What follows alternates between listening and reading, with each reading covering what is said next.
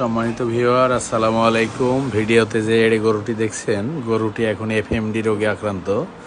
তো এ বাদে আরও একটি গরু আছে গোয়ালে। দুইটি গরু সুস্থ ছিল, তো আরও দুইটি গরু নতুন আনার কারণে এই গরু দুইটি আক্রান্ত হয়ে গেছে। আপনারা জানেন এফএমডি অর্থাৎ খুরা রোগ, ছোঁয়াচে রোগ। তো ম্যাক্সিমাম ক্ষেত্রে কি হয়, গোয়ালে যদি আপনার 10টা বা 5টা গরু থাকে, তো নতুন একটা খুরা রোগের গরু নিয়ে আসলেই ছোঁয়াচে রোগ হওয়ায় এগুলো আক্রান্ত হয়ে যায়। তো এদের ক্ষেত্রেও ঠিক তাই হয়েছে। তো গরুগুলোকে আমরা এফএমডির স্পেশালি এরকম কোনো চিকিৎসা নাই, তবে জ্বর, ব্যথানাশক এবং অ্যান্টিবায়োটিক আমরা ইনজেক্ট করবো ইনশাল্লাহ।